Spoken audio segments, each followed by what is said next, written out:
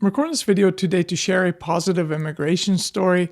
I find that so much of the content online and all the news about immigration has been so negative with, delayed visa processing, visa revocations, denaturalization talk about heightened enforcement, etc.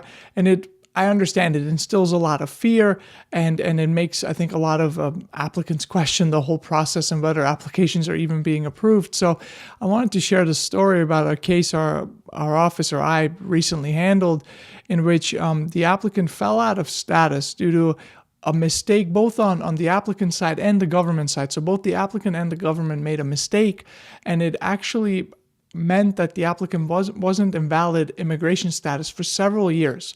And what we did was we filed a change of status petition asking for retroactive implementation of the change of status. So this is called a Nunc pro tunc filing.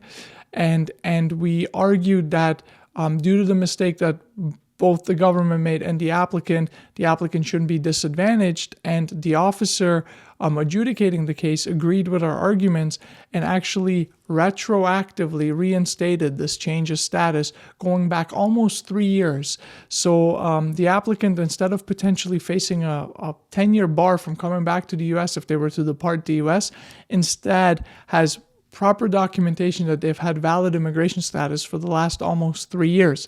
And the officer is not required to approve these Nunc pro tunc filings.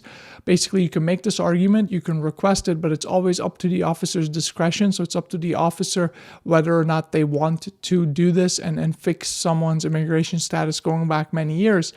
And this is a perfect example of, these are the type of cases that are not being highlighted in the news or anywhere, but this just happened relatively recently at our office. We're super thrilled for the client, obviously, but it's a great example of you should still be making these arguments. You should still be, filing well-prepared applications, and you should still have at least some trust in the system, because here's an example of a case that the government did not have to approve. There's zero requirement for the officer to approve it, but the officer did listen and did consider the arguments and did approach the case with diligence, and in the end did approve the case, which resulted in a family's immigration status being fixed many years back, which is obviously extremely positive.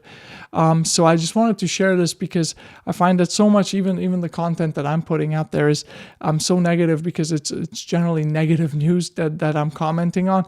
I wanted to share this just to have something that you all can see that is not that is more positive.